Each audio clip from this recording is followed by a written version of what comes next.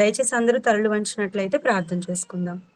మహోన్నతుడా, జీవం కలిగిన మా కన్న తండ్రి, కృపా కనికరములు మా పట్ల బూని ఇప్పటి వరకు సజీవ లెక్కలో మమ్మల్ని అందరినీ ఉంచి మంచి ఆరోగ్యాల్ని మాకు ప్రసాదించి మీ విలువైనటువంటి మాటలను బైబిల్ గ్రంథం నుండి మేము పరిశీలన చేయుటకు మాకు ఇచ్చిన ఈ భాగ్యాన్ని బట్టి మీకు వందనములు. తండ్రి, సదావకాశాన్ని మేమందరము వినియోగించుకొని మా బ్రతుకులను సరిదిద్దుకోవడానికి మీరు మా కొరకు చేసినటువంటి ఎన్నో ప్రణాళికలు మరి మేము నేర్చుకొని చుంటుండగా తండ్రి, ఏ విధమైన అభ్యంతరము కలగకుండా జాగ్రత్తగా మనసు పెట్టి ఆసక్తితో శ్రద్ధా భక్తులు కలిగి మీ మాటలు నేర్చుకొనగలుగుటకు మాకు సహాయాన్ని అనుగ్రహిస్తారని నమ్ముతూ ఈ ప్రార్థన మా ప్రభువును ప్రియ రక్షకుడునైనా యేసుక్రీస్తు వారి అతి శ్రేష్టమైన నామంలో అడిగి వేడుకుంటున్నాము కన్న తండ్రి, ఆమేన్. ఓకే అండి, అంశంలోనికి వెళ్దాం. పరిచర్యను ఘనపరిస్తే రక్షణ ప్రాప్తమా? అసలు పరిచర్య అంటే ఏంటి? ముందు మనకి దాని గురించిన అవగాహన అనేది ఉండాలి, అంతే కదండి. పరిచర్యను ఇంగ్లీష్ లో మనం చూసినట్లయితే ఏమంటారండి? మినిస్ట్రీ. ఈరోజు చాలా రకాలైనటువంటి మినిస్ట్రీస్ మనం చూస్తూనే ఉన్నాం. అందులో సోషల్ మీడియా మనకి అందుబాటులోకి వచ్చిన తర్వాత ఒక యూట్యూబ్ ఆన్ చేసిన, ఫేస్బుక్ ఆన్ చేసిన, ఓపెన్ చేసిన, ఇన్స్టా చూసిన, ప్రతి దానిలోనూ చెడు ఎంతైతే ప్రబలుతుందో ఆ ప్రతి చోట కూడా దేవుని యొక్క మాటలు వినిపించడానికి దేవుని సేవకులైనటువంటి వారు, దేవుని పిల్లలైనటువంటి వారు ఎంతో తాపత్రయంతో మరి దేవుని మాటలు కూడా వినిపించాలని తమ యొక్క మినిస్ట్రీస్ ద్వారా కొన్ని మాటలు మరి సోషల్ మీడియాలో పొందుపరచడం మనం చూస్తున్నాం. అంతెందుకు, ఈరోజు మీరు కూడా వింటున్నట్లుగా మరి బెంగుళూరు, నేనెక్కడో విశాఖపట్నంలో ఉన్నాను, మీరెక్కడో బెంగుళూరులో ఉన్నారు. కానీ దేవుని యొక్క మాటలు వినడానికి మనందరము ఒక దగ్గర కూడుకోకపోయినప్పటికీ మనకున్న ఈ టెక్నాలజీని ఉపయోగించి సుదూర ప్రాంతంలో ఉండి కూడా మనమందరము ఒక యాప్ ద్వారా, అప్లికేషన్ ద్వారా మనమందరము కూడా ఏకమై దేవుని స్తుతించుకోవడానికి, దేవుని మాటలు వినడానికి మరి ఈరోజు మనం ముందుకొచ్చాం. అంటే ఎక్కడెక్కడైతే సువార్త చెప్తున్నారో వారందరూ కూడా వారి యొక్క సొంత మినిస్ట్రీస్ ని పెట్టి చెప్తున్నట్లుగా మనం చూస్తున్నాం. అంటే పరిచర్య అంటే ఏంటి అంటే మినిస్ట్రీ లేదా మినిస్ట్రీస్ అని మనం అనుకుంటూ ఉంటాం. కానీ నిజానికి దాని యొక్క అర్థం మనం ఆలోచించట్లేదు. పరిచర్య అంటే ఇంగ్లీష్ లో దాని యొక్క ట్రాన్స్లేట్ చేసి చెప్తున్నాం మినిస్ట్రీ అని. కానీ పరిచర్య అంటే ఏమిటి అని అంటే బైబిల్ ప్రకారంగా మనం ఆలోచించినట్లయితే ఒక వ్యక్తికి మనం సేవ చేయడం, ఉపచారం చేయడం, పరిచర్య అంటారు దాన్ని. మీ అందరికీ ఐడియా ఉందా? ప్రభువైన యేసుక్రీస్తు వారు 2000 సంవత్సరాల క్రితం భూమి మీదకి వచ్చినప్పుడు ఆయన చుట్టూ కొంతమంది శిష్యులు ఉన్నారు, అలాగే స్త్రీలు ఉన్నారు. ఒక మగ్దలేని మరియ కావచ్చు, యోహన్న భార్యగు సూసన్న కావచ్చు, అలాగే కూజా భార్య కావచ్చు, ఇలా చాలా మంది స్త్రీలు ప్రభువును వెంబడిస్తున్నప్పుడు లూకాసు వార్త 8వ అధ్యాయం 1 నుండి 3 వచనాలు మీరు చూడగలిగితే అక్కడ మనకి కొంతమంది ప్రభువు వారికి ఉపచారం చేసినట్లుగా కనబడుతుంది. ఉపచారం అంటే ఏంటి? ఉపచారం అన్నా పరిచర్య అన్న రెండు ఒకటేనా అంటే ఎస్.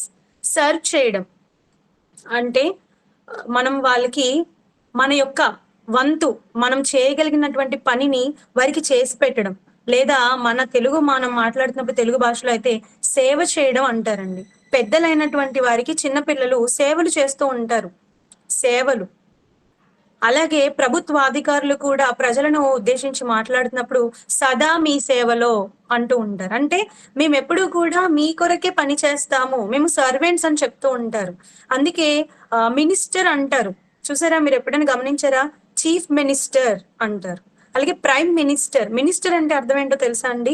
పరిచారకుడు, పరిచర్య చేసేవాడు, ఒకరికి సేవ చేసేవాడు.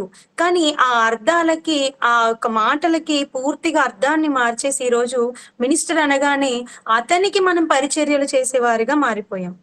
మీరందరూ చూస్తున్నారు కదండి. ఒక ఎమ్మెల్యేని చూసినా, ఒక ఎంపీని చూసినా, ఒక సీఎంని చూసినా వీరందరూ కూడా హోదాలో చాలా పెద్దవాళ్ళు. వాళ్ళ దగ్గరికి వెళ్ళడానికి మనకి అపాయింట్మెంట్స్ ఉండాలి.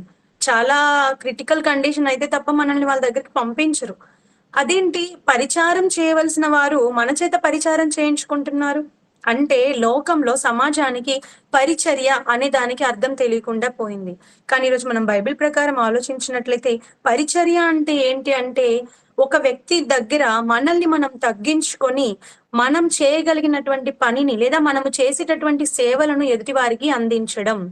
అలా బైబిల్ గ్రంథంలో మనం చూసినట్లయితే పరిశుద్ధ గ్రంథంలో మనం చూసినట్లయితే చాలా మంది భక్తులు తమ యొక్క జీవితాలను తగ్గించుకొని తమ యొక్క బ్రతుకులను తగ్గించుకొని దేవునికి సేవ చేసిన వారుగా కనబడతారు. దాన్ని మనం ఈరోజు పరిచారకులు అంటూ ఉంటాం.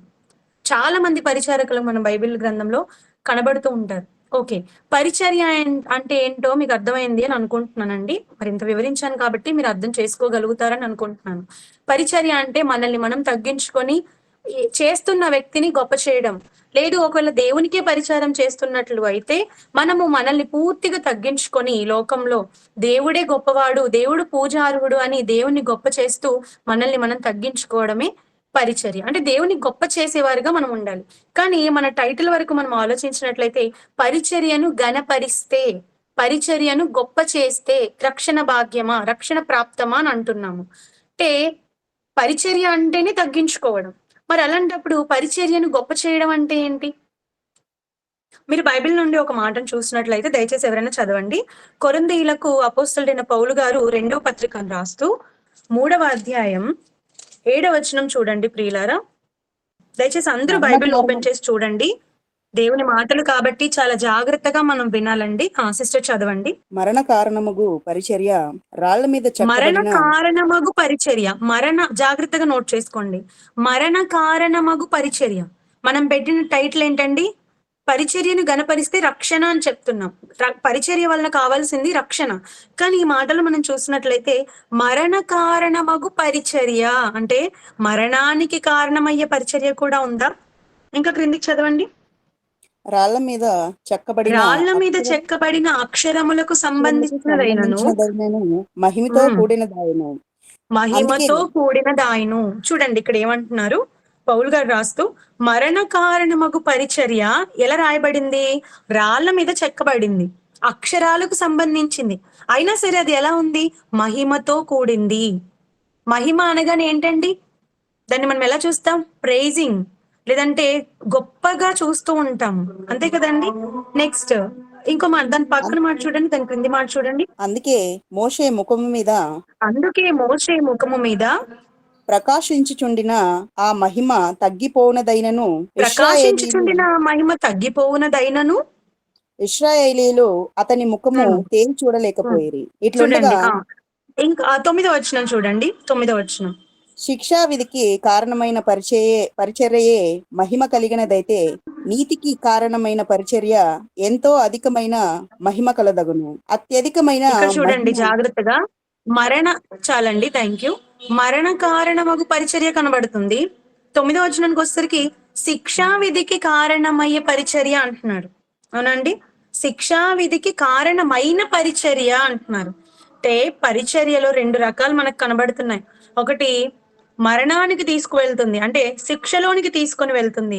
రెండవది నీతి కలుగజేసే పరిచర్య కూడా మనకు కనబడుతుంది. అసలు పరిచర్య మరణ కారణం అవ్వడం ఏంటి? ఎవరికైనా మనం సేవ చేసినప్పుడు వారు బాగుపడాలని, ఒక పేషెంట్ దగ్గరికి వెళ్ళి మనం సేవ చేసామనుకోండి, ఎందు నిమిత్తం చేస్తాం సేవ? వారు కోలుకోవాలి, వారికి ఉన్న జబ్బు నయం అవ్వాలి, వారు త్వరగా బెడ్ మీద నుండి లెగిసి చక్కగా వారి పనులు వారు చేసుకోగలగాలనే కదా వారికి మనం సేవలు అందిస్తాం. అంటే ఒక వ్యక్తి చావాలి అని, ఒక వ్యక్తి చచ్చిపోవాలి, ఒక వ్యక్తి శిక్షలోనికి వెళ్ళాలని ఏ వ్యక్తి కూడా సేవలు అందించడు.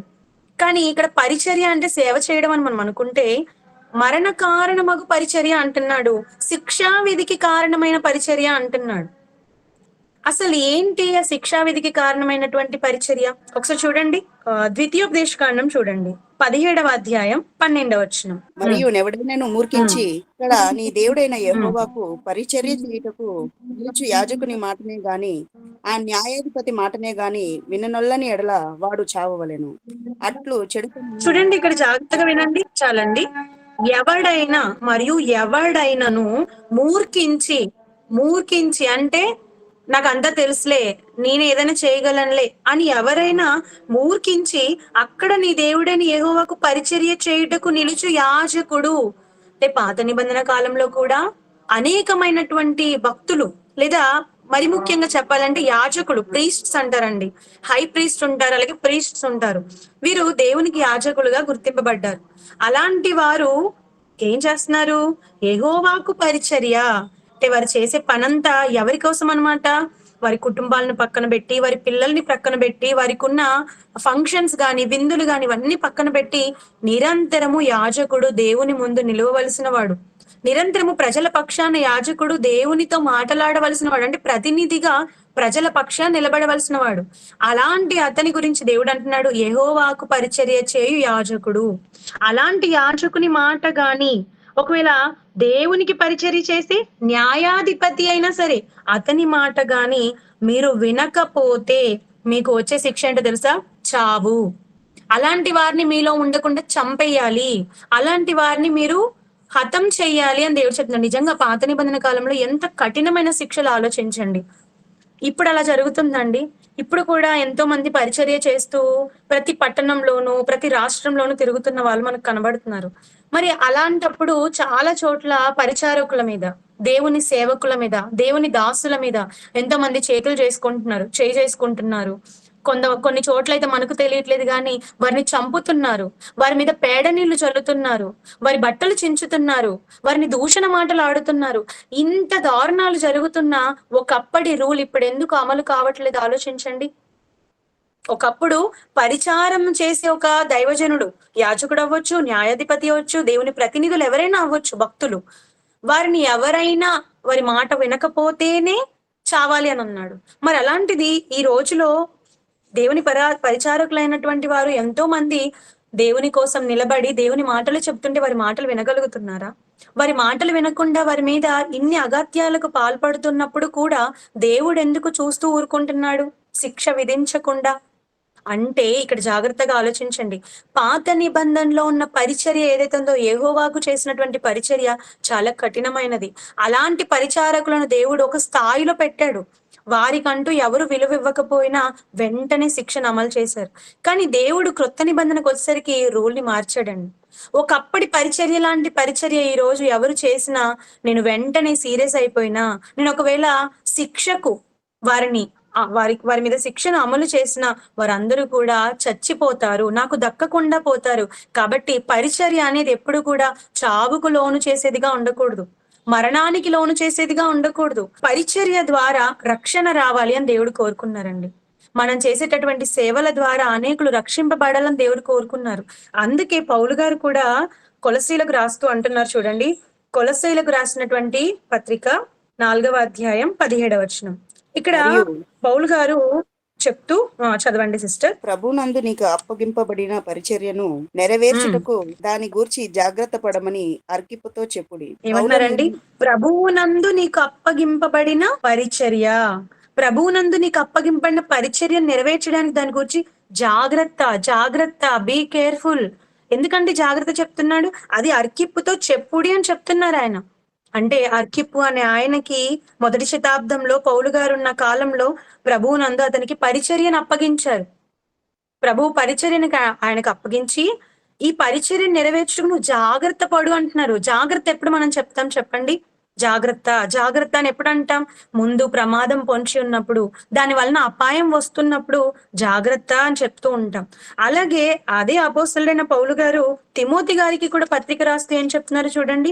తిమోతికి రాసిన మొదటి పత్రిక 4వ అధ్యాయం 16వ వచనం చూడండి. నిన్ను గూర్చి నీ బోధన గూర్చి జాగ్రత్త కలిగి ఉండుము, నీ వీటిలో నిలకడగా ఉండుము. నీవిలాగు చేసి నిన్నును నీ బోధ వినివారిని రక్షించుకొందువు. ఎదుటి వారిని రక్షించాలి అని అంటే దేని విషయంలో జాగ్రత్త చెప్తున్నారండి? ఇక్కడ బోధ విషయంలో జాగ్రత్త. ఇక్కడ కూడా జాగ్రత్త చెప్తున్నారు చూడండి. అటు అర్కిప్పు గారితోనూ జాగ్రత్త చెప్తున్నారు, ఇక్కడ తిమోతి గారికి జాగ్రత్త చెప్తున్నారు. ఎందుకంటే పరిచర్య అన్నది చాలా గొప్ప విషయం. పరిచర్యలో మనం పొందుకునేది ఏంటో తెలుసా? రక్షణ. అందుకే ఇక్కడ అంటున్నారు, నీ బోధ వినువాలని నీవు రక్షించుకోవాలి అంటే నిన్ను గురించి నువ్వు ముందు జాగ్రత్త పడు. ఈరోజు ఎంతమంది సేవకులు తమ్మును కూర్చి తాము జాగ్రత్త పడుతున్నారు ఆలోచించండి. చాలా మంది సేవకులు అయిపోవడానికి సుముఖత చూపిస్తూ ఉంటారు. అంటే ఇష్టపడతారు, నేను కూడా వాక్యం చెప్పేయాలి, నేను కూడా 10 మందిలో కనిపించాలి అని. కానీ వాక్యం చెప్పే ఎవరైనా సరే, ఇది నాతో సహా ఎవరైనా సరే, వాక్యం చెప్పే ప్రతి ఒక్కరూ ఒక పాయింట్ ని మర్చిపోకూడదు. మనల్ని గురించి మనం ఎప్పుడు జాగ్రత్త పడుతూ ఉండాలి. ఎందుకంటే వాక్యం చెప్పేవారు నిలుచున్న స్థలం పవిత్రం. అక్కడి నుండి అతను చెప్పే ప్రతి మాట కూడా దేవుని మాటగా జనాలు వింటారు కాబట్టి, ముందు చెబుతున్న వ్యక్తి అలాగు చేస్తున్నాడా లేదా అని ప్రజలు గమనిస్తూ ఉంటారు. అవునా కదా చెప్పండి. ఇప్పుడు నేను వాక్యం చెప్పేసాను మీకు అబద్ధం ఆడకండి అని చెప్పాను. కానీ నేను మీ అందరి ముందు అబద్ధాలు ఆడుతూ తిరుగుతున్నాను. మీకసల ఆ మాటకి వాల్యూ ఉంటదా చెప్పండి? చెబుతున్న ఆవిడే చేయట్లేదు. ఇక మాకేంటి అని అనుకుంటారు. కాబట్టి నిన్ను గురించి నువ్వు జాగ్రత్త. నువ్వు ఏ బోధైతే చేస్తున్నావో, ఆ బోధలో నువ్వు నిలకడగా ఉన్నావా? ఆ బోధ చేస్తున్న దానిలో నువ్వు ముందు స్థిరంగా ఉన్నావా? అది చెక్ చేసుకో. తిమోతి నువ్వు జాగ్రత్త.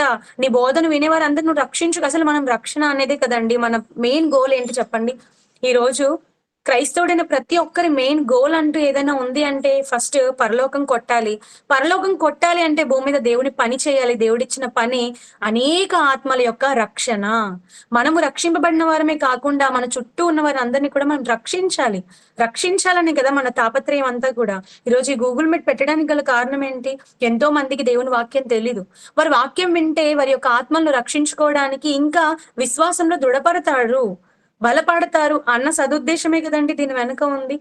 అంటే మనందరి ఆలోచన ఏంటంటే ఆత్మల యొక్క రక్షణ. మరి రక్షణ కోసం ఇక్కడ పౌలు గారు చెప్తుందేంటో తెలుసా అండి? మీరు జాగ్రత్తగా ఉండండి. అర్కిప్పుతో చెప్పిన మాట జాగ్రత్తే. తిమోతి గారితో చెప్తున్న మాట జాగ్రత్తే. జాగ్రత్త, జాగ్రత్త. ఎందుకు జాగ్రత్త అంటే ఒకనాడు పరిచర్య మరణ కారణమైంది. ఎలా కారణమైంది? దేవుడిచ్చింది తప్ప అంటే కాదు. దేవుడిచ్చిన రూల్ మంచిదే. దేవుడు చెప్పినది మంచిదే. కానీ దేవుని మాట ఎవరైనా మీరకపోతే వెంటనే శిక్షను అమలు చేస్తానని అన్నాడు. కానీ ఈరోజు దేవుడు దాన్ని కొట్టివేశాడండి. ఈరోజు ఎన్ని దూషణ మాటలాడుతున్నా, ఎంతమంది సేవకులను తిడుతున్నా, కొడుతున్నా, ఈరోజు దేవుడు అలా నిదానంగా చూస్తున్నాడంటే ఆయన మనసు ఎలా ఉందో తెలుసా ఈరోజు? దీర్ఘశాంతం. ఆయన బహు దీర్ఘశాంతము గలవాడు, బహు కృప గలవాడు. నిజంగా ఆయనే గనక దీర్ఘశాంతం వహించకపోతే ఈరోజు మనం అందరం ఇలా బ్రతికి ఉంటామా? మనం చేసిన పాపాలకి, మనం చేసిన దోషాలకి, మనం ఆడే ప్రతి మాటకి ఏనాడో మనం చనిపోయి మట్టిలో కలిసిపోవాలి. కానీ అవేవి జరగకుండా ఈరోజు ఇంకా ఊపిరి పీల్చుకొని, హాయిగా కూర్చొని, మన వాళ్ళతో సరదాగా మాట్లాడుకొని, మన విందులని, వినోదాలని తిరుగుతున్నాము అంటే కారణం ఏంటో తెలుసా? ఆయన చూపించే కృప, ఆయన చలువ, ఆయన దయతోనే మనం ఈరోజు బ్రతుకుతున్నాం. కానీ లోకానికి తెలియట్లేదండి. నా స్వశక్తి, నా కష్టం, నా బలం, నేను సంపాదించాను, నేను సుఖపడుతున్నాను అనుకుంటున్నారు. కానీ సంపాదించడానికి దేవుడే శక్తినివ్వకపోతే, సంపాదించడానికి దేవుడు నీకు తెలివినివ్వకపోతే, అసలు నీలో ఊపిరే ఉంచకపోతే ఈరోజు మనం ఇంత హాయిగా ఉండగలమా చెప్పండి? కానీ దేవుడు చేస్తున్న మేలులు మనకు ఇన్ని అన్ని కాదండి. మన చివరి ఊపిరి వరకు ఆయన మన కొరకు ఎదురు చూస్తూనే ఉన్నాడు. ఎందుకంటే రక్షణలోనికి రావాలి. రక్షణలోనికి రావాలి. అంతటా అందరూ రక్షణ పొందవాలననే కదా ఆయన నిశ్చయించుచున్నాడు. మనుషులందరూ మారు మనసు పొంది ఆయనను తెలుసుకోవాలి.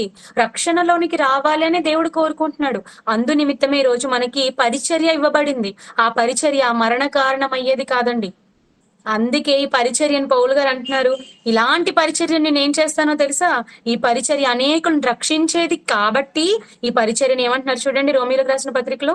రోమీలకు రాసిన పత్రిక 11వ అధ్యాయం 14వ వచనం. నేను అన్యజనులకు అపోస్తులనై ఉన్నాను గనుక ఏ విధముననైనను నా రక్త సంబంధులకు రోషం పుట్టించి వారిలో కొందరినైనను రక్షింపవలెనని నా పరిచర్యను గణపరచుచున్నాను. ఇక్కడ ఏమంటున్నారండి ఆయన? ఏ విధము చేతనైనను, ఏ విధంగానైనా సరే నా రక్త సంబంధులకు రోషం పుట్టించైనా సరే, మంచి మాటలు చెప్తే వినరు, పోనీ గద్దిస్తాను, పోనీ గద్దించినా వినరు, పోనీ రోషం పుట్టిస్తాను, పోనీ రోషం పుట్టించినా వినరు అనుకోండి. ఆఖరికి ఆయన ఒకానొక సందర్భంలో ఇదే రోమపత్రిక 9వ అధ్యాయంలో అంటాడు. 9వ అధ్యాయం చూడండి ఒకసారి. రోమీలకు రాసిన పత్రిక 9వ అధ్యాయం 3వ వచనం చూడండి, నేను చదువుతాను.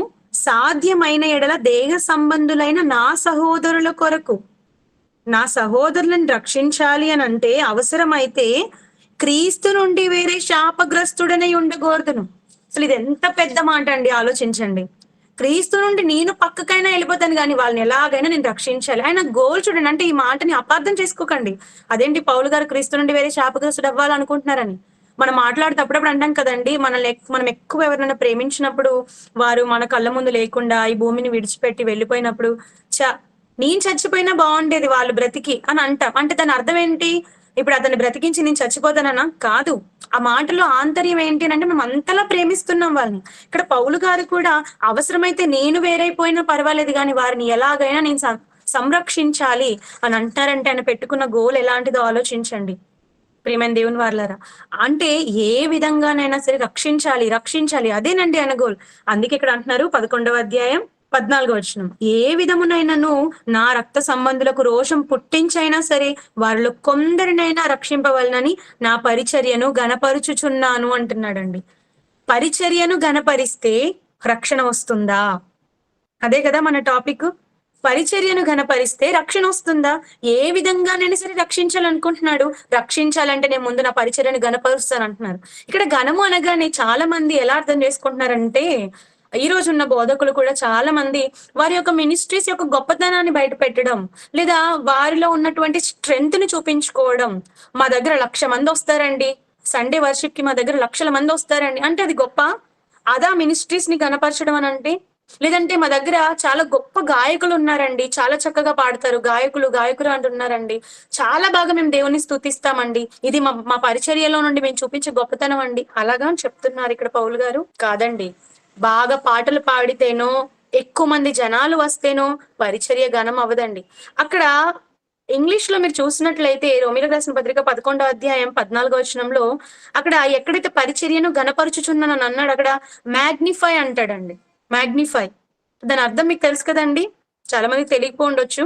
అంటే డెవలప్మెంట్ అండి. మ్యాగ్నిఫై అంటే ఎన్లార్జ్ అవ్వడం, విస్తరించడం, అభివృద్ధి అవ్వడం. మనం నేర్చుకున్నటువంటి వాక్యాన్ని మన దగ్గరే సమాధి చేయకుండా, మనం వింటున్నటువంటి ప్రతి మాటను మన లోపలే గూడు కట్టకుండా, విన్న ప్రతి మాటను కూడా 10 మందితోనో 5 మందితోనో ఇతరులతో షేర్ చేయడం, దాని ద్వారా ఏమవుతుందో తెలుసా, అనేకులు రక్షణలో రావడానికి కారణమవుతుంది. ఇప్పుడు పౌలు గారు ఒకప్పుడు ధర్మశాస్త్రంలో ప్రావీణ్యుడు, గమలీయేలు గారి దగ్గర చక్కని విద్యను అభ్యసించారు ఆయన, శాస్త్రి దగ్గర. అలాంటి పౌలు గారు ధర్మశాస్త్రాన్ని నమ్మిన ఆయన క్రైస్తవులు ఎంతలా హింస పెట్టాడో మీకు తెలియంది కాదు. అపోస్తలుల కార్యం 9వ అధ్యాయం చూసినా, అపోస్తలుల కార్యం 22వ అధ్యాయం చదివినా ఆయన ఎంత హింసకుడో ఆయన్ని తన మాటల్లో అంటాడండి. నేను హింసకుడను, దూషకుడను, హానికారకుడను అని అంటాడు. అలాంటి పౌలు గారు పరిచారం చేసిన, ఒకప్పుడు క్రీస్తుకు పరిచారం చేసిన శిష్యులు ఉన్నారు చూసారా, వారందరి ఇంటిలోనికి వెళ్ళి ఆడ మగ తేడా చూడకుండా జుట్లు పట్టుకొని ఈడ్చుకొచ్చి వాళ్ళందరినీ హింసించిన సందర్భం ఉంది. కానీ అలాంటప్పుడు పౌలు గారిని దేవుడు శిక్షించలేదండి. అలాంటి వ్యక్తిని మారిస్తే అతను నా కొరకు పనికి సాధనంగా ఉంటాడు, చాలా గొప్పగా వాడబడతాడని దేవుడు ఏం చేశారు తెలుసా, అతనికే పరిచర్యను అప్పగించారు. అందుకని మాట్లాడుతూ అంటారు, ప్రభువు వలన పొందాను నేను ఈ పరిచర్య, ప్రభువే స్వయంగా యేసుక్రీస్తు వారే నాకు అప్పగించారు ఈ పరిచర్య. మరి ఇలాంటి పరిచర్య నేను తెలుసుకున్నాను, దేవుడు నాకు పనినిచ్చాడు, యేసుక్రీస్తు వారు నాకు పనినిచ్చారు. ఆయన ఎంత గొప్పవాడో, ఆయన యొక్క క్రియలు ఎంత మహాత్మ్యమైనవో, ఆయన నమ్మితే రక్షణ మార్గం ఎలా నాకు కలుగుతుందో తెలుసుకున్న నేను ఇలా సమాధి చేస్తే కుదరదు. నా దేహ సంబంధులంతా ఎవరు? ఇశ్రాయేలీలండి. పౌలు గారు ఎవరు అనుకుంటున్నారు? బెన్యామీను గోత్రానికి చెందినవాడు. మరి పౌలు గారి రక్త సంబంధులందరూ ఎవరై ఉంటారో ఆలోచించండి. బెన్యామీనీలైనా, యూదులైనా, లేవీయులైనా, ఇశ్రాయేలీయులు, రూబేనీయులు, షిమ్యోనీయులు, ఇలా చెప్పుకుంటూ పోతే వీరంతా కూడా ఇశ్రాయేలు తెగకు చెందినవారు, ఇశ్రాయేలు జాతి వాళ్ళది. మరి అలాంటి రక్త సంబంధులను మార్చాలి అని అంటే పౌలు గారు ఏం చేయాలి? తాను నేర్చుకున్నటువంటి విషయాలను విస్తరింపజేయాలి, అంటే స్ప్రెడ్ చేయాలి. గాస్పెల్ అంటాం, గో అండ్ స్పెల్ అంటే దాని అర్థం ఏంటి? మనం వెళ్ళి దాన్ని అందరికి స్ప్రెడ్ చేయవలసిన వారంగా ఉన్నాము. అందుకే పౌలు గారు అంటున్నారు, నా పరిచర్య నేను ఘనపరుస్తున్నాను. ఘనపరచడం అంటే దీని అర్థం నేను చేసేది చాలా గొప్ప, నేను తిరిగే ప్రయాణాలు చాలా గొప్పవి, ఎన్ని కష్టాలు వచ్చినా నేను తిరుగుతున్నా, ఆ గొప్పతనాన్ని చూపించుకోలేదు. ఈ రోజు దీన్ని అపార్థం చేసుకొని సేవకులైన వారందరూ ఏమనుకుంటున్నారు తెలుసా, నేను నా అంతటి గొప్ప యోధుడు లేడు, ప్రార్థన వీరుడు లేడు అని చెప్పుకుంటూ ఉంటారు. అయితే అందరూ కాదనుకోండి, కొందరు అలాంటి వారు కూడా మనకి కనబడుతూ ఉంటారు. కానీ ఈ మాటను మనం అపార్థం చేసుకోకూడదు ప్రియమైన దేవుని వారలారా. ఇక్కడ పౌలు గారు చెప్తున్న దాని యొక్క ఉద్దేశం ఏమిటి అని అంటే, పరిచర్యను అభివృద్ధి చేయాలి. ఎక్కడి వరకైనా నేను తీసుకొని వెళ్తాను. అందుకే ఒకానొక సందర్భంలో ఆయన మాట్లాడుతూ కొరింథీయులకు రాసిన మొదటి పత్రిక 9వ అధ్యాయం 20వ వచనం చూడండి. కొరింథీయులకు రాసిన మొదటి పత్రిక 9వ అధ్యాయం 20వ వచనం చూడండి. యూదులను సంపాదించుకొనుటకు యూదులకు యూదిని వలె ఉంటిని. 19 నుండి చూద్దామండి, 19 నుండి చూద్దాం. నేను అందరి విషయము స్వతంత్రుడై ఉన్నను, ఎక్కువ మందిని సంపాదించుకొనుటకై అందరికి నన్ను నేనే దాసినిగా చేసుకుంటుని. ఇక్కడ యూదులను చూడండి పౌలు గారి యొక్క ఇంటెన్షన్ లేదంటే ఆయన యొక్క గోల్ కనబడుతుంది మరలా ఇక్కడ కూడా. నేను అందరి విషయం స్వతంత్రుడై ఉన్నను ఎక్కువ మందిని సంపాదించుకొనుటకై. సంపాదించడం అంటే ఆత్మల సంరక్షణ, ఆత్మలను దేవుని యొద్దకు తేవడం, అందరినీ సంపాదించుకోవడానికి, ఎక్కువ మందిని సంపాదించుకొనుటకై అందరికి నన్ను నేనే దాసునిగా చేసుకోండి. ఈ పాయింట్ అండర్లైన్ చేసుకోండి. నన్ను నేనే దాసునిగా. మనం ఫస్ట్ చెప్పుకున్నాం కదండి, పరిచర్య అంటే ఏంటి? సేవ చేయడం. దాసుడిగా మనం మారిపోవడం. మరొక మాటలో చెప్పాలంటే సర్వెంట్స్. మనమంతా కూడా ఎవరు? గాడ్ సర్వెంట్స్ అంటాం, అంతేనా? వీఆర్ సర్వెంట్స్ ఆఫ్ గాడ్ అని చెప్తాము. అంటే మనం దేవుని సేవకులము అయితే మనం ఏం చేయాలో తెలుసా? మనం అందరికి దాసులుగా మారిపోవాలని. చాలా మంది అంటారు నిన్ను ప్రభుదాసుని అంటారు. ప్రభుదాస్ అని పేరు కూడా పెట్టుకుంటారు చాలా మంది. అంటే ప్రభువుకి దాసుడవా, సిరికి దాసుడవా? అదొక పాయింట్. కానీ ఇక్కడ సిరి గురించి మాట్లాడట్లేదు. నువ్వు దేవునికి దాసుడవైతే నీ పరిచర్య ఎలా కనబడాలో తెలుసా? అనేకులను రక్షించడం కోసం, అనేకులను దేవుని వైపు త్రిప్పడం కోసం నువ్వు అందరికీ అన్ని విధాల వాడవైపోవాలి. అందుకే క్రిందికని మాట్లాడుతూ అంటాడు 20వ వచనం నుండి చూడండి. నేను నన్ను నేను దాసునిగా చేసుకున్నాను. అయితే వారికి బానిసని కాదు. 20వ వచనం చూడండి. యూదులను సంపాదించుకొనుటకు యూదులకు యూదుని వలె ఉంటిని, ధర్మశాస్త్రమునకు లోబడిన వారిని సంపాదించుకొనుటకు నేను ధర్మశాస్త్రమునకు లోబడిన వాడను కాకపోయినను ధర్మశాస్త్రమునకు లోబడిన వాని వలె ఉంటిని. ఇంకా చూడండి 21వ వచనం. దేవుని విషయమై ధర్మశాస్త్రము లేనివాడను కాను గాని క్రీస్తు విషయమై ధర్మశాస్త్రమునకు లోబడిన వాడను అయినను ధర్మశాస్త్రము లేని వారిని సంపాదించుకొనుటకు ధర్మశాస్త్రము లేని వారికి ధర్మశాస్త్రము లేని వాని వలె ఉంటిని, బలహీనులను సంపాదించుకొనుటకు బలహీనులకు బలహీనుడనై తిని, ఏ విధము చేతనైనను కొందరిని రక్షింపవలనని అందరికీ అన్ని విధముల వాడనై ఉన్నాను. అబ్బా అసలు ఏంటండి ఆయన టార్గెట్ చూడండి. మనకే ఉంటాయి టార్గెట్స్. ఏం టార్గెట్స్? 10th ఫస్ట్ ర్యాంక్ లో పాస్ అయిపోవాలి, ఇంటర్ ఫస్ట్ ర్యాంక్ లో పాస్ అయిపోవాలి, నా ఫ్లెక్సీలు అక్కడ రోడ్ మీద కనబడాలి, మా స్కూల్లో నాదే ఫస్ట్ పోస్టర్ కనబడాలి. ఇవండి మన గోల్స్. లేదంటే ఆఫీస్ లో బెస్ట్ ఎంప్లాయీగా నాకు అవార్డు రావాలి. ఇవే కదండి మన గోల్స్. కానీ పౌలు గారు ఎక్కడ చూడండి ఆయన మాటలు ఏం కనబడుతుంది? రక్షణ రక్షణ రక్షణ. రక్షణ అంత ప్రాముఖ్యమైనది ఆలోచించండి. రక్షణ చాలా అవసరం అండి. మన ఆత్మలను రక్షించుటకు శక్తిగల వాక్యాన్ని మనం సాత్వికంతో అంగీకరించడం ఎంత ముఖ్యమో, ఆ అంగీకరించడం కంటే ముందు విస్తరించడం అంత ప్రాముఖ్యం. ఎందుకంటే బైబిల్లో ఒక మాట రాయబడింది, మనం ఎవరికైనా వాక్యం వినిపిస్తేనే కదా వారు మారుతారు, వినుట వల్లనే కదా విశ్వాసం కలుగుతుంది. మరి వినాలి అని అంటే మనం ఏం చేయాలని చెప్పాడండి దేవుడు? ప్రకటించాలి. వారు ప్రకటించు వారే లేరు. మరి లేకపోతే వారు ఎలా వింటారు? ప్రకటించు వారు లేని ఎడల వారు ఎట్లు విందురు? వింటేనే కదా విశ్వాసం కలుగుతుంది. ఇప్పుడు పౌలు గారు కూడా చేస్తున్న పని ఏంటో తెలుసా? దాసుడిగా మారిపోయి ఎవరేది చెప్పినా సరే బ్రదర్ ఓకే ఓకే ఓకే అని వాళ్ళతో కలిసిపోయి వాళ్ళకి ఏ విధంగా యేసుక్రీస్తు వారిని గురించిన సువార్త చేసేస్తున్నారండి. సువార్త అంటే క్రీస్తు యొక్క మరణ, సమాధి, పునరుద్ధానములు, అంతే కదండి. ఆయన చనిపోయాడు మన కొరకు, సిలువ వేయబడి చనిపోయాడు, సమాధి చేయబడ్డాడు, 3వ దినాన తిరిగి లేచాడు. ఒకవేళ ఆయన మనం విశ్వసిస్తే మన ఆత్మలు కూడా నిత్య నాశనానికి వెళ్లకుండా తిరిగి లేపుటకు ఆయన శక్తిమంతుడు. చనిపోయినా నీ ఆత్మను లేపుటకు ఆయన శక్తిమంతుడు అని ఈ మాటలు చెప్పడమే సువార్త అయితే, ఆ సువార్త పరిచర్యలోనే పౌలు గారు తన జీవితాన్ని గడిపారండి.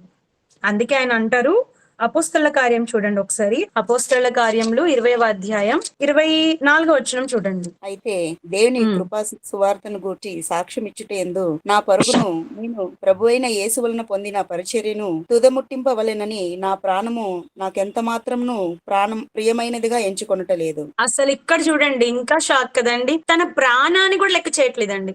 పరిచర్య ముందు నా ప్రాణం ఏమాత్రం నాకు ప్రియమైంది కాదంటున్నాను. నేను ప్రభువైన యేసు వలన పొందిన పరిచర్యను తుదముట్టించాలి. నాకు ఇచ్చినటువంటి బాధ్యత ఏదైతే ఉందో, నా భుజస్కంధాల మీద పెట్టినటువంటి బాధ్యత ఏదైతే ఉందో దాన్ని ఫుల్ ప్లేజ్డ్ గా యేసుక్రీస్తు వారు ఎలాగైతే తండ్రి నీవు నాకు అనుగ్రహించిన పనినంతటిని సంపూర్ణముగా నెరవేర్చనని ఎలాగైతే చెప్పారో, క్రీస్తును పోలి నడుచుకొనిచున్నానని చెప్పిన పౌలు గారు కూడా ఎలా అంటున్నారు? నాకు అప్పగింపబడిన పరిచర్యను తుదముట్టించాలి. ఆ తుదం ముట్టించడం కోసం అవసరమైతే నా ప్రాణాన్ని కూడా నాకు ఎంత మాత్రం ప్రియమైనదిగా నేను ఎంచుకోను. ఎంత గ్రేట్ అండి ఆయన. ఆయన మాటల్లోనే ఆయన యొక్క మనసు మనకు కనబడుతుంది చూడండి. ఈ రోజు ఇలాంటి బోధకులు మనకు కనబడుతున్నారా చెప్పండి? బోధకులు అంటే వాక్యం చెప్పడం చాలా గొప్పది అనుకుంటున్నారు. ఒక 4 జోకులేసి, ఒక 4 పిట్ట కథలు చెప్పి, ఒక 4 వాక్యాలు చూపించి, ఆమేన్ దేవునికి స్తోత్రం అని కూర్చుని పోతున్నారు. కానీ ఎంతమంది మనస్సులో ఎలాగైనా సరే ఆత్మను రక్షించాలి. ఒక ఆత్మని ఎలాగైనా నేను రక్షించాలి. నా ఇంటి పక్కన ఉన్న వాళ్ళని రక్షించాలి. నా ఇంట్లో ఉన్న సంబంధికుల్ని రక్షించాలి. నా బంధుమిత్రుల్ని నేను సంరక్షించుకోవాలి. నేనొక్కడినే పరలోకం వెళ్తే కాదు. నా చుట్టూ ఈ భూమి మీద ఎవరైతే ఉన్నారో వీరంతా కూడా నాతో పాటు పరలోకంలో ఉండాలి నా చుట్టూ అని ఎంతమంది కోరుకుంటున్నారు చెప్పండి? మనం ఫ్రెండ్స్ తో గాని, మన ఇంట్లో కుటుంబ సభ్యులతో గాని ఎంతో ఆనందాన్ని పంచుకుంటూ ఉంటాం చాలా సందర్భాలు. ఉదయం అంతా మనం బిజీగా ఉన్న రాత్రి అయ్యేసరికి సరదాగా కూర్చొని భోంచేస్తూ చక్కగా సరదాగా గడుపుతూ ఉంటాం. అప్పుడు ఒక్కసారి మీరు మనసు పెట్టి ఆలోచించండి. మీరు విన్నారు వాక్యం, మీరు దేవునిలో కరెక్ట్ గా ఉన్నారు. కానీ మీ భర్త కావచ్చు, లేదా మీ భార్య కావచ్చు, మీ పిల్లలు కావచ్చు, మీ చుట్టూ వారు ఉన్నారు. ఇప్పుడు నవ్వుతున్న వీరు ఒకానొక సమయంలో యేసుక్రీస్తు వారి రెండవ రాకడలో మీరు ఎత్తబడుతుంటే, వీరందరూ విడవబడుతుంటే అప్పుడు మీ మనసు ఎలా ఉంటది ఒక్కసారి మీరు ఆలోచించగలుగుతున్నారండి? ఇప్పుడు సరదాగా ఉన్నారు, ఇప్పుడు నవ్వుతూ వాళ్ళతో ఎంజాయ్ చేస్తున్నారు. మరి వీరందరూ పరలోకంలో నాతో కూడా ఉండాలి అని ఎంతమంది కోరుకోగలుగుతున్నారు చెప్పండి? మన ఇరుగు పొరుగు వాళ్ళ గురించి మనకు ఆలోచన ఉందా? మనం దేవుని యొక్క మాటలు పట్టుకొని వీధుల్లోనికి వెళ్లి సువార్త ప్రకటించగలుగుతున్నామా? అయ్యో వీరంతా నా సహోదరులు, నా సహోదరి మనులు, వీరి కొరకు నేను చెప్పాలి అని ఎంతమంది పరిచర్యను చేతపట్టి వెళ్ళగలుగుతున్నారు చెప్పండి? పరిచర్య అనగానే కేవలం ఒక్కటే కాదు అనుకోవచ్చు చాలా మంది. అయ్యో నాకు వాక్యం చెప్పడం రాదు కదండి, సరిగా నేను పాట కూడా పాడలేను, ప్రార్థన కూడా నాకు రాదు, మరి నేను ఎలాగండి సువార్త చేస్తానని. పరిచర్య అనగానే ఒక్క రకమైన పరిచర్య లేదండి. పరిచర్యలు నానా విధములు అని అంటాడు పౌలు గారు రాస్తూ. కొరింథీయులకు రాసిన మొదటి పత్రిక 12వ అధ్యాయం 4 నుండి మీరు చూసినట్లయితే 6 వచనాల్లో పరిచర్యలు నానా విధములు కానీ ప్రభు ఒక్కడే. ఎన్ని రకాలైనటువంటి పరిచర్యలు ఉన్నాయి? దేవునికి పరిచారం చేసే ఒక దాసునికి, దైవ దాసునికి లేదా దేవుని సేవకునికి మనం ధన సహాయం చేసిన పరిచర్యే. మన చేతులతో మనం కష్టపడి ఆ సేవకునికి వండి పెట్టిన పరిచర్యే. ఆ సేవకుని బట్టలు ఉతికినా, ఆ సేవకుని కొరకు మనం ఏ చిన్న పని చేసినా దేవుడు దాన్ని పరిచర్య అని అన్నారు. అందుకే పౌలు గారు ఫిలిప్పీలకు రాసిన పత్రికలో అంటారు కదండి 4వ అధ్యాయం 3వ వచనంలో, ఆ స్త్రీలు క్లెమెంతుతోనూ నా ఇతర సహకారులతోనూ సువార్త పనిలో నాతో కూడా ప్రయాసపడింది. పౌలు గారే ముఖ్య వాక్యోపదేశకులు. కానీ వీరంతా ఏం చేశారు? ప్రయాసం. పౌలు గారికి వండి పెట్టడం కావచ్చు, పౌలు గారికి ధన సహాయాన్ని చేయడం కావచ్చు, పౌలు గారికి లేని వస్తువులను కొని ఇవ్వడంలో కావచ్చు, ఏ విధంగానైనా ఆయన చేసే పనిలో, ఆయన చెప్పే వాక్యంలో వెనక నుండి వీరు ప్రోత్సహించడం కావచ్చు, ఇదంతా కూడా ప్రయాసం. అందుకే వారి పేర్లు జీవ గ్రంథమందు లిఖింపబడ్డాయి అని అంటాడు. అంటే పరిచర్య అనగానే వాక్యం చెప్పడమే పరిచర్య కాదండి. ఈ రోజు ఇప్పుడు నేను వాక్యం చెప్తున్నాను కాబట్టి ఇది మాత్రమే పరిచర్య అని మీరు అనుకోకండి. పరిచర్యలు నానా విధాలు. మీకు వాక్యం చెప్పడం చేత కాకపోతే మీకు ఇంకొక టాలెంట్ దేవుడు పెట్టే ఉంటాడు. మీరు బాగా కష్టపడి పని చేసేవారై ఉంటారు, మీరు బాగా సంపాదించేవారై ఉంటారు, లేదు మీరు దైవ సేవకునికి దగ్గరుండి టెక్నికల్ గా ఒక పోస్టర్ తయారు చేయడం కావచ్చు, ఇలా మీరు చూస్తున్నారు కదండి. ఇప్పుడు ఒక గూగుల్ మీట్ ద్వారా లింకులు పంపడం కావచ్చు, లేదా ఒక రెఫరెన్స్ అందించడం కావచ్చు, ఇలా ఏది చేసినా కూడా అదంతా కూడా పరిచర్యే, అదంతా కూడా ఉపచారమే, అదంతా కూడా సేవే. దైవదాసుడు దేవునికి సేవ చేస్తుంటే ఆ సేవకునికి నువ్వు చేసే సేవ దేవుడు ఎందుకు లెక్కలోకి తీసుకోడు చెప్పండి?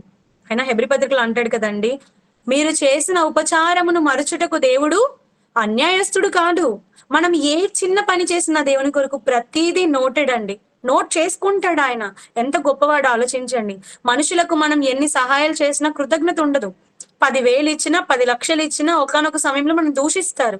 కానీ దేవుడు అలాంటి వాడు కాదండి, కృతజ్ఞత లేనివాడు కాదు. మనం ఆయన పట్ల కృతజ్ఞత కలిగి ఉన్నా కలిగి లేకపోయినా ప్రతి ఒక్కరి మీద సూర్యుని ఉదయింపజేస్తున్నాడు, ప్రతి ఒక్కరి మీద తన వర్షాన్ని కురిపింపజేస్తున్నాడు. అంటే ఎంత మంచి మనసు కలిగిన వాడు దేవుడు ఆలోచించండి ప్రియమైన దేవుని వారలారా. కనుక అలాంటి దేవుడు మనం చేసే ప్రతి పనిని లెక్కల్లోకి తీసుకుంటాడు.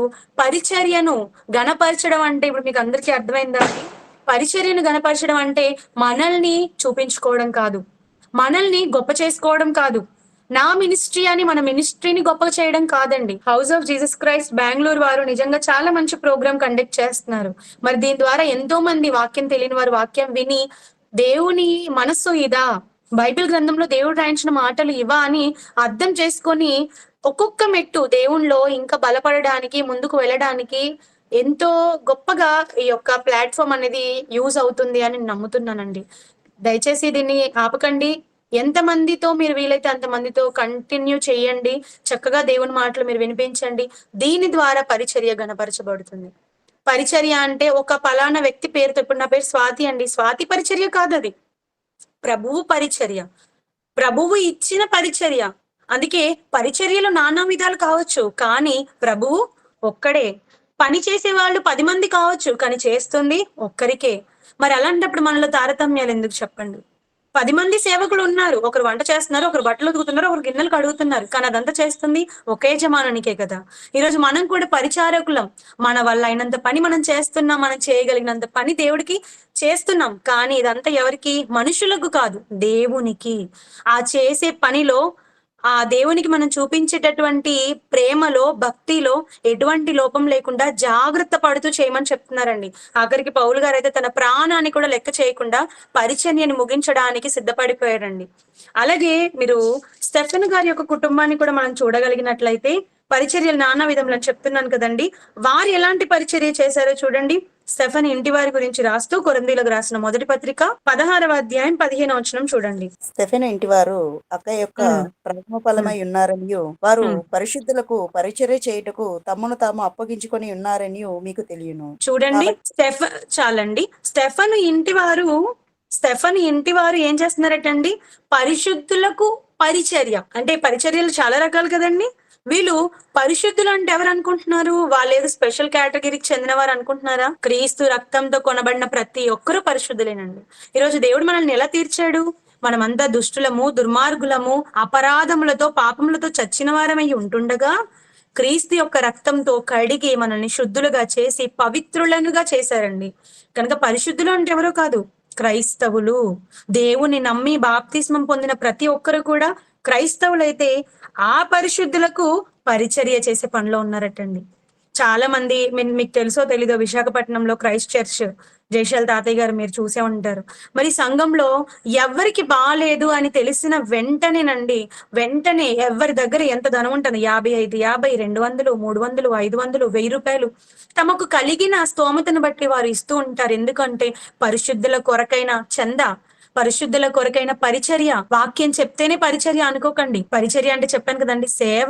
మన వల్ల అయినంత మనం వారికి, పొరుగు వారికి సహాయం చేయడం. కేవలం సంఘంలో ఉన్న వారికి కాదండి, మన చుట్టూ ఉన్న బీదలు కావచ్చు, మన చుట్టూ ఉన్న యాచకులు ఉంటారండి. చాలా మంది తినడానికి ఒక పూట ఆహారం కూడా ఉండదు, ఉండడానికి కనీసం సరైన నివాసాలు కూడా ఉండవు. అలాంటి వారు మన కళ్ళ ముందు ఎంతో మంది కనబడుతున్నప్పుడు అలాంటి వారికి మనం చేసే ధర్మం, అది కూడా పరిచర్యే. పరిశుద్ధులకు చేసే పరిచర్య ఉంది. అలాగే పౌలు గారు అన్నట్టుగా ఎలాంటి వారినైనా సరే రక్షించాలి అని అంటే వారికి ఏమైపోవాలి? మనం దాసులం అంటే నా దగ్గర ఒక 50 రూపాయలు ఉందండి, ఎదుటివాడు ఆకలిగొని ఉన్నాడు, ఆకలేస్తుంది వాడికి. ఇప్పుడు నా దగ్గర ఉన్న 50 రూపాయలతో నేను వాడికి భోజనం తీసుకొచ్చి పెట్టాను. సో నేను వాడికి ఏమైపోయాను? దాసురాల్ని. అన్నం వడ్డించి పెడుతున్నాను, అన్నం తీసుకొచ్చి పెడుతున్నాను అంటే ఇప్పుడు నేను దాసురాల్ని అయిపోయాను. ఎందుకు? అతను రక్షణలోనికి రావాలంటే నేను ముందు ప్రేమ చూపాలి. నేను చూపే ఈ ప్రేమ వాడికి ఏం కనబడుతుందో తెలుసా? ఆ భోజనం లేని వాడికి ఏమనిపిస్తుందో తెలుసా? ఇంతమంది ఉన్నా కూడా ఈమె ఎందుకు తీసుకొని వచ్చి పెట్టింది అంటే, అమ్మా నేను ఒక మాట చెప్తే చాలండి, ప్రభు నాకు నేర్పాడు అని వెంటనే అతని హృదయం కరగదంటారు. ఆలోచించండి. నిజంగా ప్రభు ఎంత గొప్పవాడా? ప్రభువు లేని వారికి సహాయం చేయమని చెప్పాడా? అయితే నేను కూడా ప్రభు గురించి తెలుసుకుంటానన్న కనీసం ఒక చిన్న ఆలోచన వాడిలో మొదలవదా? ఆలోచించండి. కనుక మనం చేసే సేవ, అది ధనమా, కష్టార్జితమా, లేదా మన కష్టమా, మన చేతులతో, మన కాళ్ళతో, మన కళ్ళతో, మన నోటితో చేసేదా, లేదా వాక్యమే ప్రకటించడమా, లేదా మన ఒళ్ళు అలిసిపోయేలా వీధి తిరిగి సువార్త ప్రకటించడమా? ఇదంతా కూడా పరిచర్య కిందికే వస్తుంది. ఒకప్పుడు పరిచర్య లాంటి పరిచర్య ఇప్పుడు కాదండి. ఒకప్పుడు పరిచర్య అంటే యాజకులు దేవాలయంలో ఉండి దేవునికి బలులు అవ్వడం, నైవేద్యాలు ఇవ్వడం, ధూపాలు వేయడం, అది పరిచర్యగా చూశాడు. కానీ ఇప్పుడు దేవునికి మనం ఇంట్లో కూర్చొని కళ్ళు మూసుకొని తండ్రి స్తోత్రం స్తోత్రం స్తోత్రం అని మనం ప్రార్థన చేసినంత మాత్రాన మన పరిచర్య ఘనపరచబడదు, దేవుడు మహిమపరచబడడు. దేవుని మనం మన పరిచర్య ద్వారా గొప్ప చేయాలి, మనం దేవునికి దాసులుగా మారాలి అని అంటే మనం ఏం చేయాలో తెలుసా? 4 గోడల మధ్య మనం బందీ అయిపోకుండా మన యొక్క ఈ రక్షణ సువార్తను చేతపట్టి, అందుకే ప్రభువైన యేసుక్రీస్తు వారు చివరిగా వెళ్ళిపోతూ ఇచ్చినటువంటి కమాండ్, ఆజ్ఞ ఏంటో తెలుసా అండి? సర్వలోకమునకు వెళ్ళి సర్వ సృష్టికి మీరు సువార్తను ప్రకటించండి అన్నాడు. నిజంగా ఎంత గొప్ప బాధ్యతను దేవుడు మన మీద పెట్టాడు ఆలోచించండి. మనం ఈ రోజు ఖాళీగా ఇంట్లో కూర్చోడానికి లేదండి క్రైస్తవులుగా మారింది. మనకు అప్పగింపబడిన పరిచర్యని మనం అభివృద్ధి చెయ్యాలి, డెవలప్ చెయ్యాలి. ఎంతో మంది ఎన్నో విధాల ప్రయత్నిస్తున్నారు ఆపాలని. మరి అలాంటప్పుడు మనం ఆగిపోదామా? మనం ఎక్కడ చర్చిలో అక్కడ గుడిలో కూర్చొని భజన చేసుకొని తండ్రి నీకు స్తోత్రం అని అంటే కుదురుతుందా అండి? అలా అయితే ఆత్మలు రక్షింపబడవండి. అలాగైతే దేవుడే అందరి ఆ మనసులు మార్చేసుకోవచ్చు కదా. దేవుడే సమస్త మానవాళికి రక్షణను తెలియజేసి మనసుల అన్నింటినీ కూడా ఓపెన్ చేసేసి నేనే నిజమైన దేవుడిని ఒక అద్భుతాన్ని చూపించి అందరిని మార్చేయొచ్చు కదండి. కానీ దేవుడు బలవంతం చేతనో భయము చేతనో మనుషులు మారాలని కోరుకోవట్లేదు. దేవుడు మనుషులకు స్వతంత్రాన్ని ఇచ్చాడు. మంచి చెడులు రెండు మన ముందు పెట్టాడు. కానీ జనాలకి మంచి కనుమరుగైపోయింది. అపవాది చెడును నింపి మంచిని కనబడకుండా కనుమరుగు చేసేసింది. ఇప్పుడు మనం ఆ కనుమరుగైపోయినటువంటి మంచిని ఏం చేయాలో తెలుసా? సువార్త అనే కార్యక్రమాన్ని చేతపట్టి అనేకుల దగ్గరికి వెళ్ళి మంచి ఏంటో చెడు ఏంటో తెలియజేయాలండి. ఈరోజు చిన్నపిల్లలకు కూడా మంచి చెడులు తెలియట్లేదండి, ఇష్టం వచ్చినట్టుగా బ్రతుకుతున్నారు. యువతను చూడండి, నిజంగా ఎంత ఆశ్చర్యం వేస్తుందంటే నిజంగా అది చాలా విచారపడవలసిన విషయం. కాలేజ్ కి వెళ్లే టీనేజర్స్ మందుకి అలవాటు పడడం, డ్రగ్స్ కి అలవాటు పడడం, లేనిపోని వ్యసనాలకు అలవాటు పడి వారి యొక్క అమూల్యమైనటువంటి జీవితాలను పాడు చేసుకుంటున్నారు. మరి ఎంతమంది కళాశాలలు ఉన్న దగ్గరికి వెళ్లి దేవుని కోసం చెప్పగలుగుతున్నారు? బడులు ఉన్న దగ్గరికి వెళ్లి దేవుని కోసం చెప్పగలుగుతున్నారు? చెడిపోతున్న సమాజం దగ్గరకు వెళ్లి దేవుడు గొప్పవాడు, దేవుడు మనసులను మార్చుటకు శక్తివంతుడు, మీ జీవితాలు సరిదిద్దుకోండి, ఈ లోకం మనది శాశ్వతం కాదు, మనం ఈ లోకాన్ని ఏదో ఒక రోజు విడిచి వెళ్ళిపోవాలి, ఎంత సంపాదించినా మనం దేన్ని పట్టుకొని పోము అన్న ఈ నగ్న సత్యాలను ఎంతమంది ప్రచురించగలుగుతున్నారు చెప్పండి, ప్రకటించగలుగుతున్నారు చెప్పండి? అది మనలో లేకపోతే మనం క్రైస్తవులం అయ్యి కూడా వ్యర్థమేనండి. కనుక ఈ రోజు పౌలు గారి యొక్క జీవితాన్ని మీకు ఎందుకు చూపించానంటే, పౌలు గారు రోమపత్రిక 11వ అధ్యాయం 14వ వచనంలో అన్న మాటను చూపించి మీకు ఈ సందేశాన్ని లేదా ఈ అంశాన్ని మీకు చెప్పడానికి గల ముఖ్య ఉద్దేశం ఏంటో తెలుసా అండి? పౌలు గారి లాంటి టార్గెట్ మనం పెట్టుకోవాలి. పౌలు గారు ఎలాగైతే ఆత్మల విషయమై భారం కలిగి ఒక్కరిని కూడా చేజార్చుకోలేదండి, ఒక్కరిని కూడా వదులుకోవాలి అనుకోలేదండి. ధర్మశాస్త్రం పాటించకపోయినా, ఎందుకంటే ధర్మశాస్త్రం కొట్టివేయబడింది, కానీ ధర్మశాస్త్రం పాటించిన వాడి వలే వాళ్ళ దగ్గర ఉన్నాడటండి. అలాగే యూదుడు కాదు, యూదుడని గ్రీస్ దేశస్తుడని లేదు క్రీస్తుని నమ్మిన తర్వాత, కానీ యూదులకు యూదుని వలే ప్రవర్తించవలసి వచ్చింది. అలాగని వేషధారణ అంటారా? వేషధారణ కాదండి. కొన్ని సందర్భాల్లో ఇంట్లో తల్లి పిల్లలకి పిల్లలు ఏదైనా కోరినప్పుడు తల్లికి ఇష్టం ఉండదు, కానీ పిల్లల కోసం తప్పనిసరి పరిస్థితుల్లో అలాగూ చేయవలసి వస్తుంది. దాని అర్థం ఏంటి? తల్లి ఇష్టం లేకపోయినా చేసిందంటే అది వేషధారణ, మనసులో ఒకటి బయటకు ఒకటి చేసిన వేషధారణ అండి? కాదు. వారి కోసం తన ఇష్టాలని కూడా చంపుకుంది అని. పౌలు గారు కూడా తన యొక్క ఈగో హర్ట్ అయిపోతుంది, నన్ను 10 మంది చూస్తే ఏమనుకుంటారు, ఈ బాధలకు పోలేదండి ఆయన. నన్ను ఎవరు ఏమనుకున్నా పర్వాలేదు, అన్ని జనుల దగ్గరికి వెళ్ళి అన్ని జనుల వల్లే నేను బోధిస్తాను, యూదులకు యూదుని వల్లే నేను ప్రకటిస్తాను, ఏ విధంగా అయినా సరే రక్షించుకోవాలి, రక్షణలోనికి తీసుకురావాలి అని పాటుపడ్డాడండి. ఈ రోజు ఆ మనస్సు మనం అందరం కలిగి ఉంటే నిజంగా ఎంతమంది రక్షణలోకి వస్తారో ఆలోచించండి ప్రియమైన దేవుని వారలారా. కాబట్టి దేవుడిచ్చిన ఈ అమూల్యమైన సమయంలో పరిచర్య అంటే ఏంటో మీరు విన్నారు, పరిచర్యను గణపరచడం అంటే ఏంటో కూడా మీరు విన్నారు, మరి రక్షణ ఎలా వస్తుందో కూడా మీరు విన్నారు. దేవుడు మనకి ఇన్ని మాటలు బైబిల్ నుండి ఈ రోజు మనకు నేర్పించారు. కాబట్టి విన్న మీరందరూ కూడా మనకు నచ్చినట్టుగా బ్రతకడం పక్కన పెట్టి, ఇంతకాలం మనం చేసాం, గతించిన ఈ కాలం చాలు, మన కోసం మనం బ్రతకడానికి గతించిన ఈ కాలం చాలు. కానీ ఇక మీద నిజం తెలుసుకున్న మనం ఏం చేయాలో తెలుసా అండి? దేవుని కోసం మన జీవితాలను త్యాగం చేసి దేవుని ముందు మనల్ని మనం తగ్గించుకొని పరిచర్య అనే ఒక భారాన్ని మోసుకుంటూ అనేక మంది ఆత్మలను రక్షించుకుంటూ దేవునిలో విజయ పదంలో ముందుకు సాగాలని మిమ్మల్ని అందరినీ కోరుకుంటూ ఈ నా మాటలు ముగిస్తున్నానండి. అందరికీ వందనములు. ప్రార్థన చేసుకుని ముగించుకుందాం. పరిశుద్ధుడు జీవం కలిగిన మా కన్న తండ్రి, ఎంతో నమ్మకంతో తండ్రి భూమి మీదకి మమ్మల్ని పంపించారు. మీ సేవ చేయాలని మా కొరకు ఎన్నో మాటలు మీరు రాసుకున్నారు. కానీ వచ్చిన మేము తండ్రి, ఈ లోకమే మాది, ఈ ప్రపంచమే మాది, మా కుటుంబమే మా ప్రపంచం అని బ్రతుకుతున్న వేళ ఈ లోకం శాశ్వతం కాదని, ఏదో ఒక రోజు మేమందరం మరణించి మీ వద్దకు చేరాలని, చేరే లోపు పాపిగా మేముంటే మిమ్మల్ని చూడలేమని, మా కొరకు మా రక్షణ కొరకు మీరు ఆలోచించి ఎంత గొప్ప భాగ్యాన్ని భూమి మీద మాకు ప్రసాదించారు. నిజంగా తండ్రి, యేసుక్రీస్తు వారిని మీరు పంపి రక్షణను మాకు ఇవ్వకపోతే ఈరోజు మేమందరము కూడా ఎప్పుడో కాలగర్భంలో కలిసిపోయే వాళ్ళం. కానీ రక్షణను ప్రసాదించారు. ఇంకా దీర్ఘశాంతంతో మేము మారాలని, మా మనస్సులు మార్చుకొని మీ కొరకు మేము బ్రతకాలని మీరు కోరుకుంటున్నారు. మంచిని మాకు నేర్పించారు. మేము నేర్చుకున్న ఈ మంచిని అనేకులకు నేర్పి రక్షణలోనికి తీసుకురాగలుగుటకు మాకు సహాయాన్ని అనుగ్రహించండి. తండ్రి విన్న వాక్యాన్ని మాలోనే దాచుకొని సమాధి చేసి దుష్టులుగా మేము ఉండకుండా తండ్రి, మీరు మెచ్చే పిల్లలుగా, మీరు నచ్చే పిల్లలుగా మేము విన్న ఈ ప్రతి మాటను కూడా మా సహోదరులతో పంచుకొని మీ యొక్క గొప్పతనాన్ని అనేకులకు తెలియజేసే వారిగా ఉండగలుగుటకు మాకు సహాయాన్ని అనుగ్రహించండి, శక్తిని బలాన్ని ప్రసాదించండి దేవా. మరి గూగుల్ మీట్ ని నిర్వహిస్తున్న వారిని కూడా మీరు జ్ఞాపకం చేసుకోండి. నిజంగా తండ్రి, Jesus house of Jesus Christ Bengaluru వారు తండ్రి మంచి కార్యక్రమాన్ని ఏర్పాటు చేశారు. మరి ఇదే విధంగా వారు నిరంతరము మీ యొక్క మాటలను అనేకుల ద్వారా అనేకులకు వినిపిస్తూ మీ యొక్క రక్షణలోనికి వారిని తేగలుగుటకు వారికి మంచి జ్ఞానాన్ని ప్రసాదించవలసిందిగా తండ్రిగా మిమ్మల్ని అర్థిస్తున్నాం. అదేవిధంగా తండ్రి, ప్రపంచంలో ఎంతమంది అయితే పరిశుద్ధులు నిస్వార్థంగా మీ యొక్క పనుల్లో, మీ యొక్క సేవలో ముందుకు వెళ్తున్నారు, వారందరినీ తరుణంలో జ్ఞాపకం చేసుకోండి. వారి యొక్క కుటుంబాలని చల్లగా కాపాడండి తండ్రి.